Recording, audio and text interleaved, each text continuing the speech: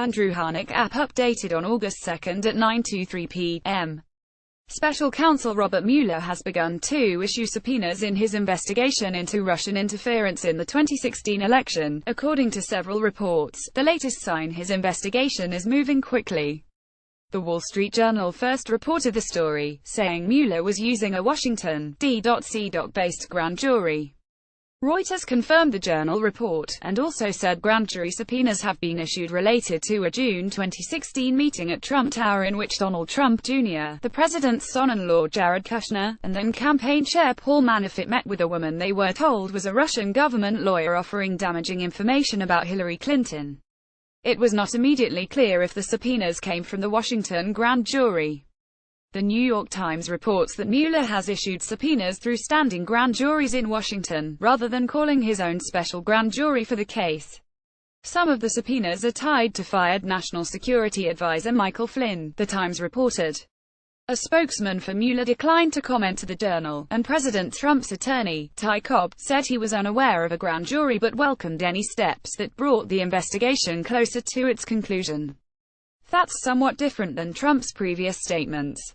The president has called the investigation the single greatest witch hunt in American political history. Separately, CNN reported that Mueller's probe has now expanded well past the 2016 election. Sources described an investigation that has widened to focus on possible financial crimes, some unconnected to the 2016 elections, alongside the ongoing scrutiny of possible illegal coordination with Russian spy agencies and alleged attempts by President Donald Trump and others to obstruct the FBI investigation, the report said, adding that investigators were combing over Trump's business empire. The CNN report adds detail to earlier reports from The Times and Bloomberg that the probe had widened to look at potential financial crimes. Mueller is said to be investigating whether the Trump campaign colluded with Russia to interfere with the election, business dealings of Trump and his associates, and whether Trump obstructed justice by firing FBI Director James Comey, asking him to drop an investigation into Michael Flynn, and other moves. Trump has threatened Mueller in an attempt to keep the investigation confined to the election. He suggested in an interview with the New York Times that he might fire Mueller if the probe moved beyond Russian interference. However, Mueller's commission gives him broad latitude to pursue whatever crimes he comes across.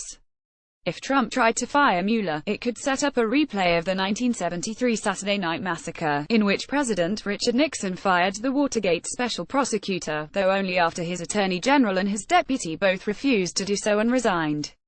The incident is known as the beginning of the end for Nixon. Republican senators have warned Trump against firing Mueller, saying it would produce a political catastrophe. The news of a grand jury is perhaps less a surprise than the speed with which it was impaneled. It suggests that Mueller's team has moved past an exploratory phase. A grand jury hears testimony about potential wrongdoing and decides whether to charge people with crimes. It allows a prosecutor to subpoena documents and to put witnesses under oath for testimony. Mueller has also rapidly expanded his team, hiring a slew of high-profile lawyers, including several with experience in money laundering, organized crime, bribery, and witness flipping. He recently added Greg Andres, a partner in a prominent white shoe New York firm, to his group. While Mueller's team has largely avoided leaks, it's believed that his work will stretch well into 2018 if not later. But a grand jury meeting in Washington would add to the carnival atmosphere that already prevails around this White House. Proceeding would attract stakeouts as the press tried to determine who was testifying, as happened during the investigation into who in the Bush administration leaked the name of CIA official Valerie Plame. Nearly 20 years ago, in August 1998, Bill Clinton became the first and only sitting president to testify before a grand jury, and was ultimately impeached for lying in his testimony. The veteran investigative journalist Murray Waas reported on Thursday at Vox that several top FBI officials were told they might be called to testify about potential obstruction of justice by the president, including acting director Andrew McCabe. Two senior federal law enforcement officials have told me that the new revelations illustrate why they believe the potential case against Trump is stronger than outsiders have thought, Waas wrote.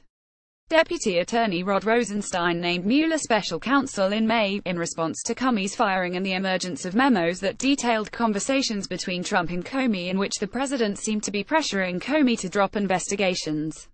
Trump also told NBC News' Lester Holt that he fired Comey over the Russia investigation. Rosenstein is acting Attorney General for matters related to Russia because Attorney General Jeff Sessions recused himself after admitting he had not disclosed contacts with Russian officials to the Senate, and because the collusion allegations concern the Trump campaign, of which he was a part. Sessions' recusal has become a point of friction between the president and attorney general, with Trump publicly criticizing him on several recent occasions, and saying he wished he had not nominated him. Before Mueller's appointment, a grand jury in Alexandria, Virginia, was already investigating Flynn, who lied to Vice President Mike Pence and possibly to the FBI about contacts with Russian Ambassador Sergei Kislyak prior to Inauguration Day. Mueller assumed control of the grand jury investigation after his appointment.